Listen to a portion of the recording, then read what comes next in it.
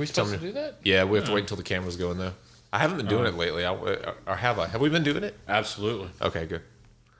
It didn't seem familiar when you just did it. And it's like, no, we haven't. Used to clap and do other stuff. Yeah, I try to, but I think Jeff's a pro at this point. He knows how to line up that, audio and and video. I think we don't have any breaks.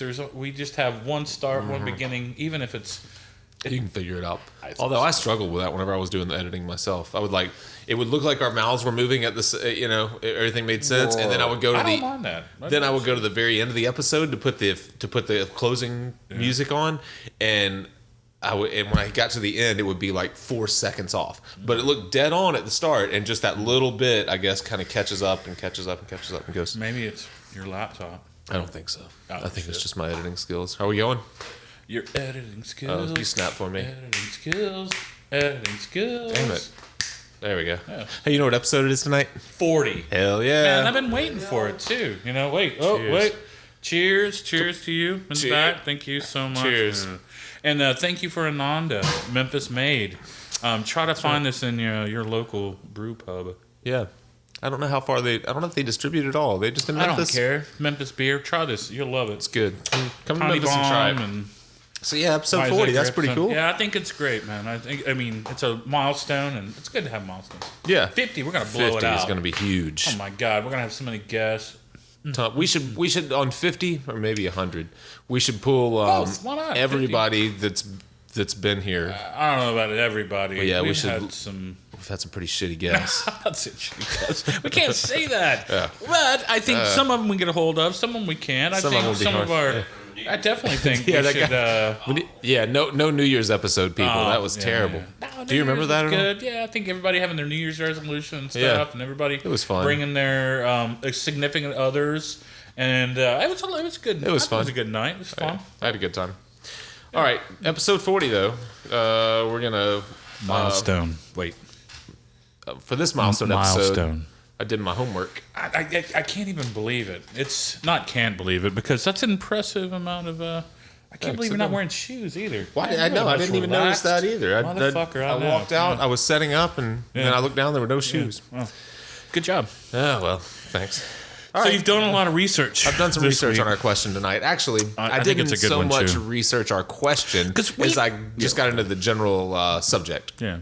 But I like it because we've gotten several questions even in the last couple of weeks, especially about vegan inks. Oh yeah, vegan is it vegan friendly? And we've of course we say yes. And I noticed that our shop was advertising vegan friendly, so I was like, I wonder. I mean, I know what inks I use. Yeah. I wonder if we really are. Yeah. And so I jumped on the ink manufacturers' websites and checked it out, and sure enough, for the most part, I think we are. Yeah. I think so. As far as inks go, I don't know what else in a shop could be not. The only thing is probably the A&D, and sometimes we use a surgical lubricant instead. Yeah. If people don't want, we use A&D, and that's got fish oil in it, and so if somebody tells me, absolutely, I will make available something else. Yeah, surgical lubricant that we use instead. Well, the vegan wasn't the question though. The question was. That's just saying. It goes in with that, though. It does. What's in your ink? Why do red inks have such a problem with causing skin irritations and allergic reactions? And so I thought, well, that's... of course, we've all gotten that a lot. We've all seen it happen. Some people. I've had reactions to red ink myself. Yeah. So it's a good question because... I had never really researched it, although I knew how common it was, and there's no real good reason for that. I mean, I should have. I'm a tattooer. I'm putting red ink in skin. I probably should have researched this much earlier on than I did. But that's all right. I did it now thanks to this question. So, but what I didn't do is just research red ink because it seems like there are a couple of ingredients in red ink that cause an issue, and that would have been like a 3-minute episode. Yeah. So I looked at ink makeup just in general. And it's a little bit deceptive when we call it ink because it's not really ink at all. It's a dry pigment mixed with like a carrier. Right. Usually vegetable pigment is what I always are. That's what we've, and that's what I'd always heard too. And we'll get into all that. But there are several materials they use to make the pigment. Standard inks. Right. So I thought we maybe would get into that a little bit and then let that lead into the red ink. So what's an ink? I'm glad you asked. So it's pigment, right? Usually there's some type of like powdered pigment. Some kind of powdered pigment. And vegetable dyes are one of them. Metal salts is what I kept seeing over and over and over in this bit of research that I did. And it seems to be the most common, I guess, ingredient. Metal salts basically is like just oxidizing metal to tweak the color here and there. Right. So if you've ever seen something like especially in red, or a copper roof turning green, or a copper something turning green, well, that's oxidation there too. And as a matter of fact, I looked into that whenever I was thinking about oxidation or metal changing colors. I looked that up, and if you have green in you, it most likely is copper because it's the safest. If you have green ink in your skin, it's the safest material to use. It's doesn't seem to, I guess, cause any trouble as a mineral salt. Yeah, as a metal salt. Yeah. So I thought that was pretty interesting, and I had I won't be able to find it now, but they listed some of the other common ingredients in greens that that are also used that are either kind of fugitive, they kind of fall out over time, or they are a little more toxic or have I like that issues. Fugitive colors. Fugitive, yeah.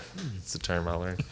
I think I got that from Nick Baxter, actually. I like it, though. He said fugitive. He was talking about my fugitive arm. What do they use instead? Instead of vegetable pigment? They're using mostly these kind of oxidized metals. And another thing that they use, besides that, are plastics, which seems a little scary. Yeah, I think, we've talked about another company. I won't talk about them now. Yeah, we don't want to get into manufacturers or anything. At least at one point, there was this manufacturer in France, or I don't know if they're from France, but France started testing materials and found out a lot of their inks were basically plastic dyes, and immediately stopped any kind of sale in the country.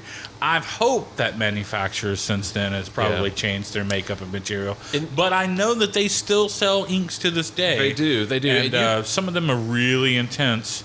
You can pull up, and I'm going to put some links, or Jeff is going to put some links in this episode, because I'm sure we won't get into all the specifics, but if you're really interested in this, I'm going to put links to some of the bigger manufacturers, but you can pull up these material safety data sheets, MSDSs, and they give you a general idea of what I like how you picked up Eternal first, though. Yeah, well, I picked up the ones that we use and that I think are the biggest ones. There are a couple that we use. By the way, Eternal.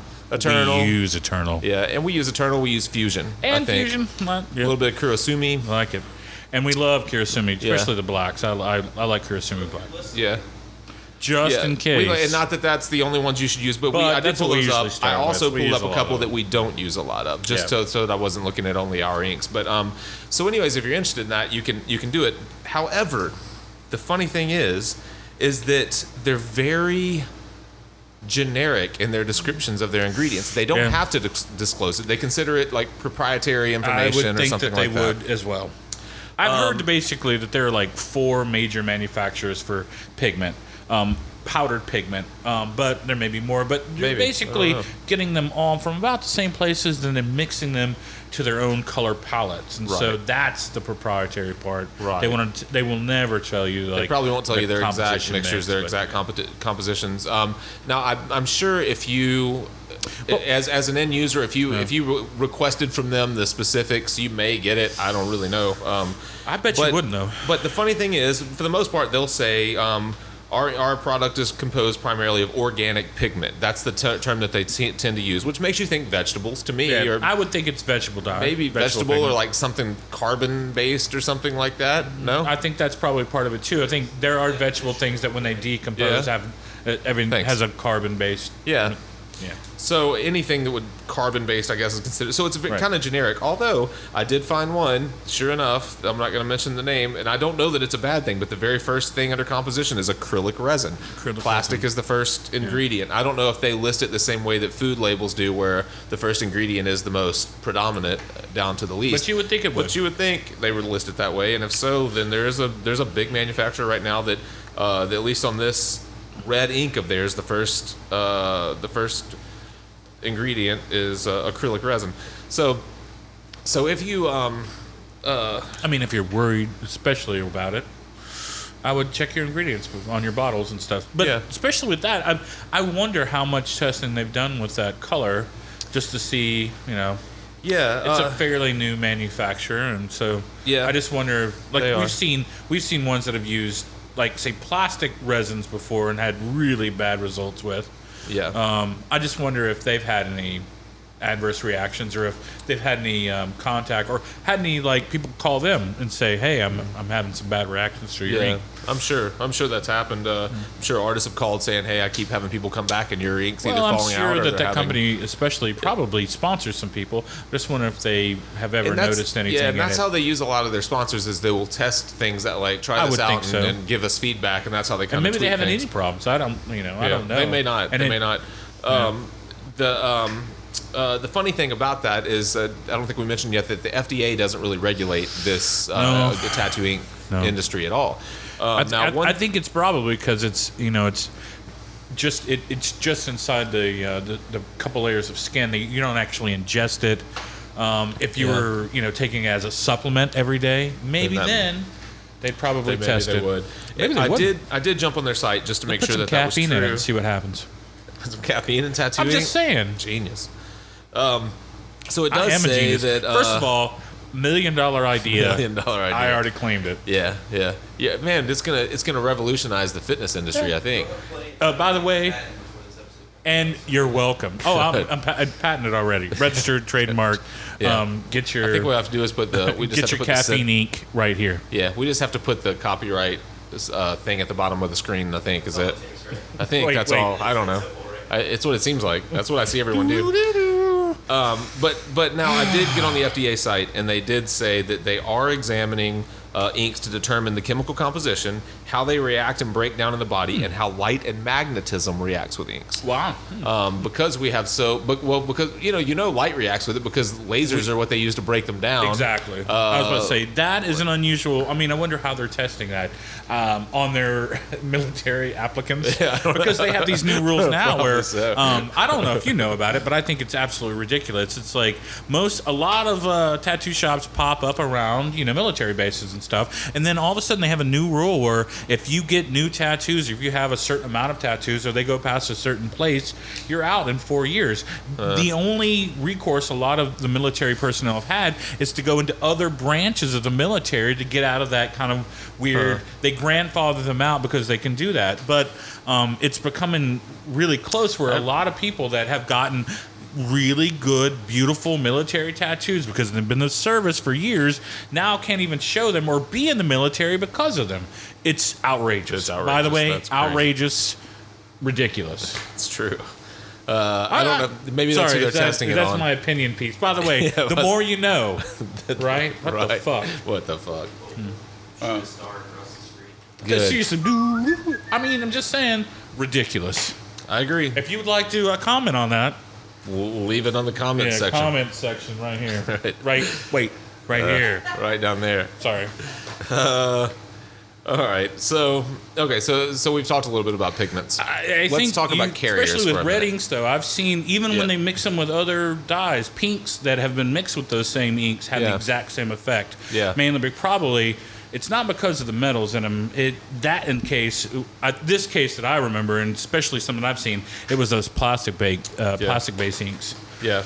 They were pretty hard on the skin. A lot of people will not have good results with them. Yeah. I did read, and I probably won't be able to find it, but you were talking about anything that's used, that red is used in. Yeah. And to some extent, yellows are the same way, mainly because they have to be used in such high concentrations for the color to be vibrant enough to show through the skin. So yellow is typically mixed in a higher concentration of pigment to carrier. You would hope. Than other more bold pigments. That's my next. So I forget the specific. I think it may be cadmiums. Cadmiums, and there are some cadmiums still in colors, which is kind of crazy because if you're a painter, they're dangerous, but they're used in very, very small quantities, I guess. And I would think they're in very small quantities. Yeah. And I think that the issue is that cadmiums. I may be someone can correct me if I'm wrong on which one it is. I'm looking at some of the ingredients in yellows, and cadmium is what's standing out to me. But they do react to light, to sunlight, and they can.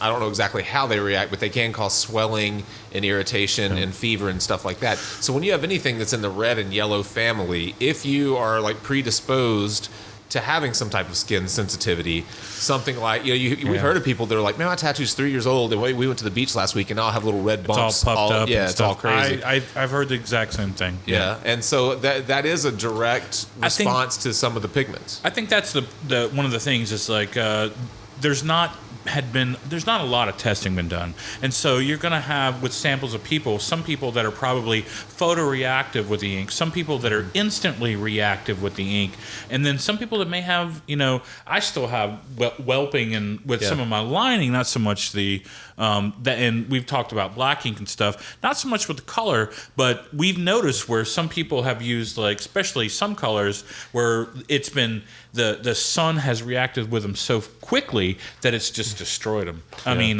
some, especially oranges, yellows, reds, are not so much to that, but especially fields of color that have just destroyed. And I think that's probably part of the photoreactive element of it.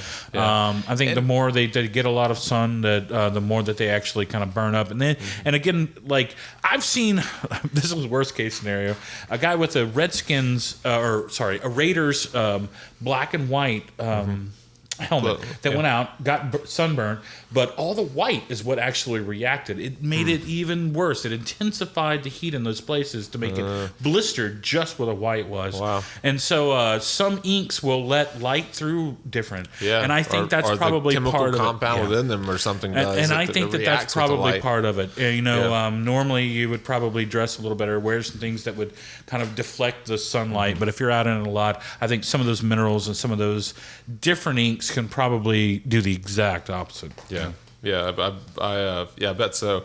And one thing that I was looking at just the type of reactions that people typically have, and what and photosensitivity is obviously one of the biggest ones. Meaning, anytime you get sun or light on the tattoo, mainly sunlight. If you get sunlight on the tattoo for an extended period of time, that you get some kind of swelling.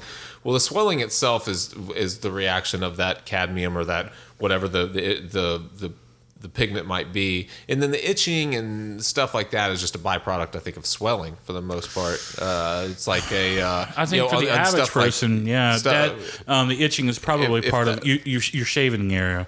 Then you cause a dermal abrasion, and then once that epidermis starts flaking, it's trapped on there, so it's trapping the air, it's trapping it from. I mean, that's part of the itch as well. Yeah. And then you might have something that's also down the road, but just photoreactive. Right. That's what it is. I think it's. The itch may be caused basically by something that's like changing the humidity and then it's affecting your skin. Yeah. That is then affected again by maybe sunlight or humidity. Mm-hmm. That's just what I've noticed with some inks on some people. Yeah. Or if you're, like you said, natural disposition to have some keloiding involved, and then you have something that's like a photoreactive thing where it keeps aggressively like okay. Well, you think of people that have really severe allergies to deodorants or detergents and things like that, and they'll have that metal in it. What is it? Some kind of oxidized metal in it, or which is what we're talking about a lot here. Yeah. So if you're someone that's really sensitive just to like putting soap on your skin or putting on clothes that use some specific type of detergent, then you're probably going to have more of a disposition to have a problem with your red ink 2, 3, 4 years down the road, where you say, every time I get a sunburn, little red bumps come up all in it. It's like, oh, you're just probably more that, or go ahead and, like, maybe if you're especially sensitive to that, go ahead and ask questions about your ink. Ask questions about what kind of ink they use, and I know that I have to admit, in some states like Texas, they used to, on every sheet that they filled out, their release form, they had to put all the inks that they put on there as well, as basically like a spot identifier if they were having problems with an ink. Oh. So you had to write, physically every ink that you use in that person's tattoo. Yeah, we talked about that before. That's pretty wild. I don't know if they still have to do it because that was a Texas thing years ago. Yeah, I'd be interested in it. So if you know anything about that, I'd love to know if that's a requirement. I think I've been tattooed in Texas enough now to know. The only thing we talked about is California has really strict laws about heavy metals, and especially anything like lead-based or any cancerous or carcinogenic materials, especially lead paints in general were having a problem being even sold in California, and that's what I wonder as well. It's like if they have done any independent, long-term testing of some of the inks that are used in their state, because I'm not saying that they would, but they might be interested to know what some of those pigments were. Yeah. They've always released other material, other reports that they've done. I would be interested to see if they've done anything about I don't know inks any of that that are either. basically sold and distributed out of their own state. I don't know. That's another question. Another question Wait, for California tattooers. Wait. Come on. All right. The more you know. Damn it. I can't picture the tune right now. All right. Well, I can't hear it in my head. as far as inks, if you're worried about it, if you have very sensitive skin, if you've had problems with deodorants, if you've had problems with even hair dyes, you should probably make sure and check out your inks that are also being used on you. Yeah, absolutely. Yeah, and Not just your artist may or may not know. To be honest with you, I mean, hopefully they've done some research, but I'll admit that I was not the best researcher. I just knew that most people had no trouble out of inks. But I think you went. This time I went. You went 60 minutes on this This time I did. Only for but, episode let me, 40, right? To answer the actual question though, it looks like red inks typically. The biggest culprit in red inks is mercury sulfide, or cinnabar, as it's all. So I mean, mercury we know in high levels is toxic. Right. So if you've had reactions to reds before, you could probably get with ink manufacturers if you're planning to get tattooed again. Get with the big ink manufacturers and find one that does not use cinnabar, and then ask your artist like, hey, I can't. This is really. I know I can use this ink. I'm not sure about the rest of those. Or do you know if this uses it? But that seems to be the biggest culprit from what everyone says. Let me look at the kind of the overall. Red materials used. So reds, cinnabar is the first one. Cadmium red is the second, just like we said before. So that explains the top two right there we know are toxic to some extent. Iron oxide being the third, which is just rust, basically. And naphthol. Naphthol is what I kept reading as the safest alternative in reds. Naphthol. Like a naphthol red or a naphthol blue. Yeah, maybe. That's what I thought. But so with those first two, cinnabar and cadmium, I wouldn't have known that about cinnabar to begin with. But with I'm not sure. I think all of those are probably somewhat heavy metals to a certain degree, though. Yeah. Which would explain why they're more common. Why they're more common. Why they're more expensive. If you've never bought as an artist, I'm sure you know, but if you've never bought a bottle of red, it is the most expensive one in the catalog usually. Yeah, they typically are. So that seems to be. So I think if you have those kinds of problems, and like I said, we'll put links to some of where I researched where this information came from. We'll put some links in the show notes or whatever you call them. But yeah, I think a lot of times people will have the reaction early on when the tattoo is healing. It may take longer for the red to heal than something else. I don't think that's usually a big deal.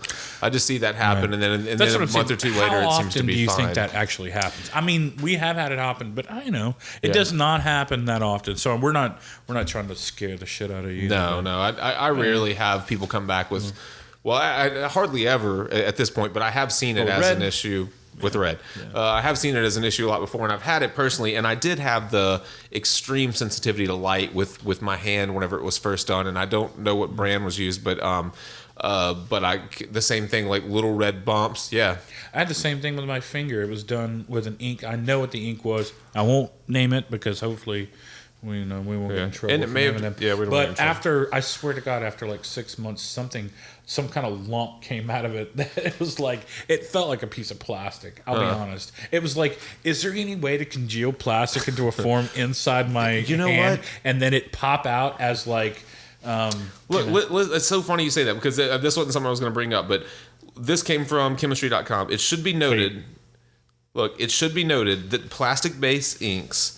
for example, some of the more unusual inks, such as glow-in-the-dark inks, can also lead to polymerization under the skin, where the particles of tattoo pigment, instead of being individually isolated by the body, join together into a solid, larger piece under the skin. Thank you. Huh?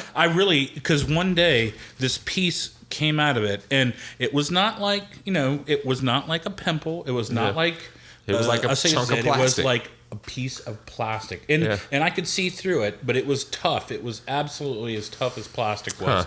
And it came out of this finger. That's really interesting. Who did? I want to say that came from chemistry.com. No, I wasn't going to ask that. Okay. I think I might know. Looking back at my ingredients, it's not them. It's not in any of the people that that you actually have on that list. Well, but it's one that you've used their ink before in the past. I'll just say that. Interesting. I could say it, but France knows who they are. Yeah. We'll just say that. Because I don't want to.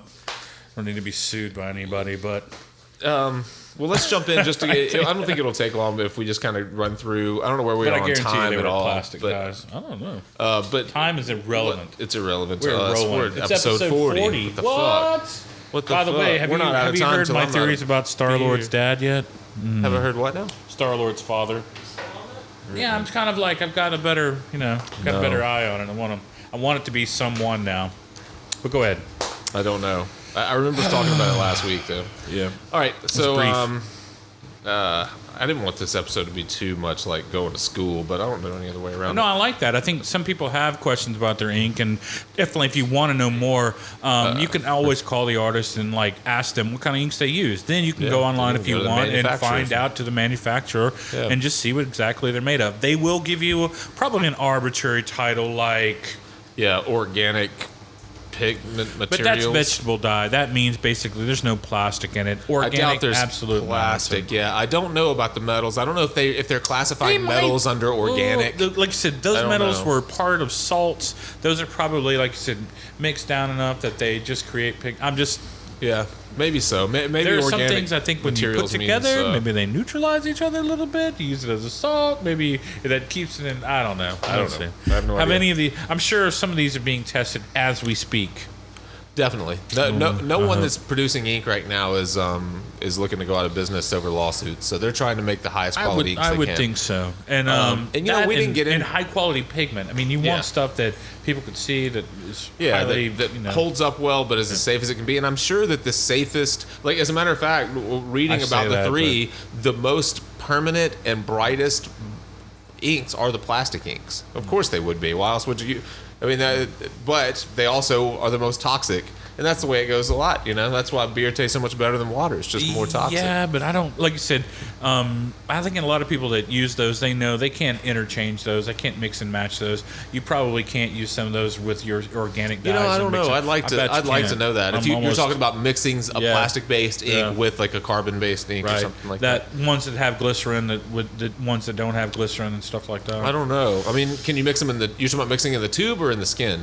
Probably in the skin. Both. Any. I don't know. I've never run into any ink going from one to another that acted like it wasn't. You have any problems with, really? I don't think so. Mixing and matching, I think some of the ones, especially, we'll say Eternal, that doesn't have a lot of glycerin in them, and then you mix them back with something like National that has quite a lot of glycerin in it, and I think you get some mixes that you may not want.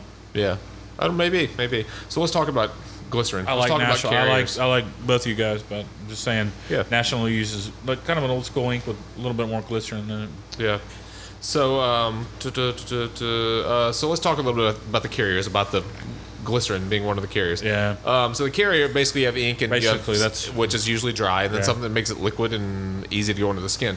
So the purpose of keeps it drying out. It does. It keeps the pigment evenly distributed within the solution, typically, or it's what it's supposed to. It's supposed to inhibit growth of pathogens. Absolutely. Prevent clumping, stuff like that, with the pigment clumping together, and it makes it easier to put in the skin. It's hard to put powder in the skin. Absolutely. And like I said, that depends. Like some people, they mix some that don't have as much glycerin. They dry much faster, and you'll notice just that you can't keep a lot of ink out because it will dry. Yeah. Glycerin-based ones will stay around a little bit longer. Yeah. However, you do have the same thing. You've got to probably clean them out, dry them out, the amount of blood that you get back into it or something like that. Yeah. It's just good to mix a little more of that out. While same thing, you don't mix a lot of ones that don't have glycerin out. You just mix those. I say on the fly, but you just put them out as you go. Yeah. How much you need as you go. Yeah. And now, glycerin being one of the safe carriers that are used. A couple of others, witch hazel, people use to cut down. Yeah, witch hazel is basically another alcohol. Mostly they put in so that when it does get out of the tube, we'll say it still has a liquid life. It keeps it in suspension. Yeah. The second that cap's undone, though, like I said, it starts to dry instantly. Witch hazel is very light. Some people actually do have an allergic reaction to that as well. So if you have super sensitive skin, if there's witch hazel in it, or like a lot of old inks used to use PGA, pure grain alcohol, and stuff like that. Yeah. So there are people that have, I say, allergic reactions to even alcohol on them. You should be aware and ask them if they are. There's almost guaranteed some type of alcohol agent in ink. Yeah.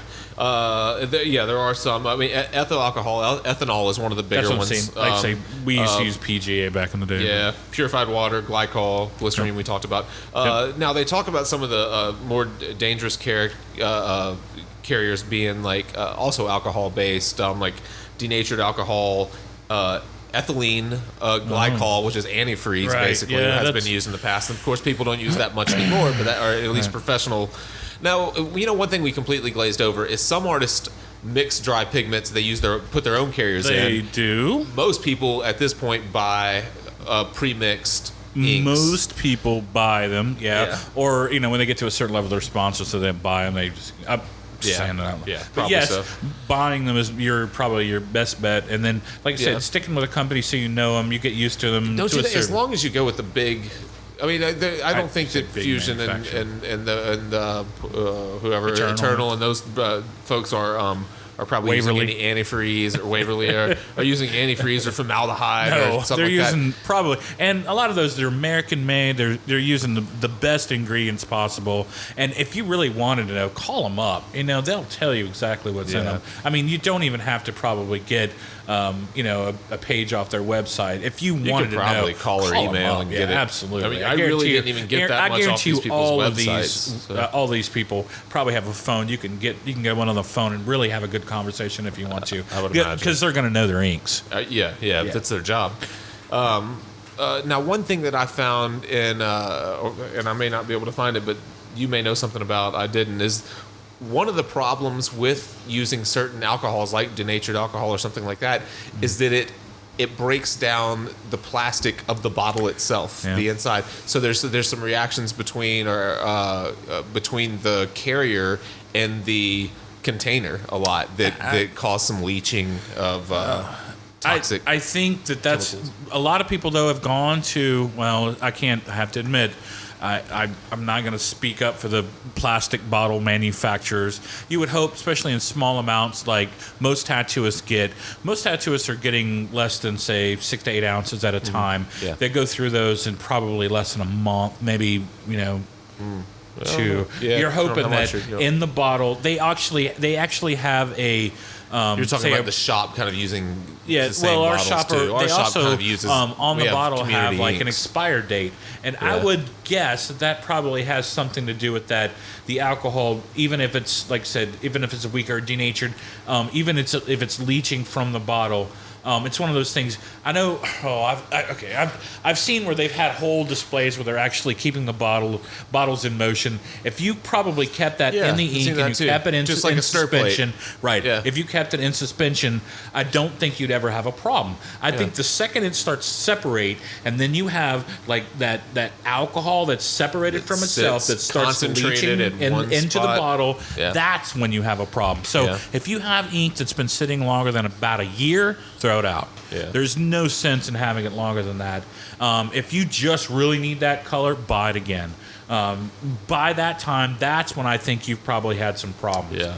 I hope that most inks, like especially in suspension, like I said, given most manufacturers say that their products are good for at least a year, I would think that year on date is probably good. Try to keep up with it. Try to remember when you ordered it. Write it on the bottle if you have to. Write it on the bottle, the bottom of the bottle if you have to. Yeah. That way you know when you open that bottle. I think then, looks like it said, I've seen people that have kept those trays where they basically keep their inks in suspension, and then some people that are like sometimes I've put a couple bottles away and never seen it again for 2 years. Yeah. That bottle though, when I get it out, throw it away and never use it. Yeah. I think that's probably part of your problem. The second it starts separating when you have alcohol sitting in suspension against plastic, that's when you're going to have trouble. Probably so. And apparently it's not all types of alcohol that cause that problem. And I don't think that the suppliers are using dangerous let's just say any alcohol sitting against the... Probably a good idea just to keep your inks You would hope shaken at a certain time, plastic manufacturers would get together and be like, maybe they put some new lining on the inside, or maybe they're just... I don't know. I don't know how to, I don't know. If there are carriers that don't cause that reaction, hopefully we're using those more often than not. And I mean, we use Nalgene bottles for, most of our water and stuff. I don't understand why they probably, don't get together and probably at some point start using Nalgene for that. Maybe they do. I don't know. I don't know. Maybe so. Might make for a more expensive ink. almost certainly. Yeah. But you'd probably only do it in the larger bottles. Do it all in the 8, 10 ounce, 12 ounce bottles or something like that. Yeah. Awesome. That's another $1 million idea, by the way. Nalgene tattoo because bottles. They'll buy them straight. Oh, well, I'm just saying, That's a good idea. You're full of them tonight. Great. Sean probably has no idea where we are on time. I think that we probably answered that question pretty well, though. I love it. I think that was a good one. Hopefully I said, if you got other questions, ask that manufacturer. If we didn't cover something, absolutely. Yeah. Ask more questions or offer more advice. I went at this just kind of haphazardly, and I just started kind of researching and making notes and printing things out. But I'm sure I know there are a lot of people that can answer those questions probably better than either of us can, that specialize in that kind of thing. So, but definitely we'll put the more important parts in the show notes. I think as far as especially with reds, since the question was about reds, we'll talk about the main culprits of speaking of reds. It's irritation. going crazy over here, man. Yeah. We got an explosion going. I love it.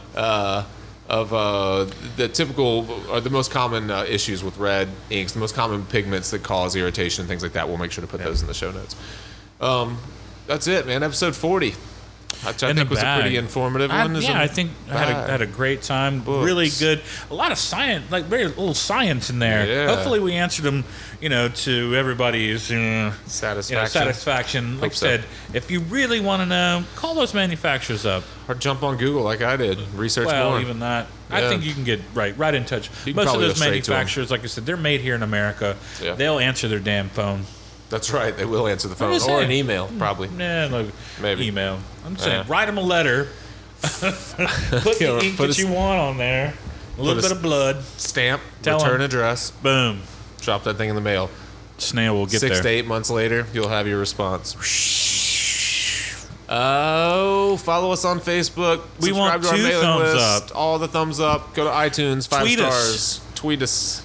Like us. Like us and tweet us. Post us on the Reddits. Follow us and like us and tweet us. I'll see you on Tumblr. That's not true. Yeah. Y'all have a good night. Thank you. Thanks, man.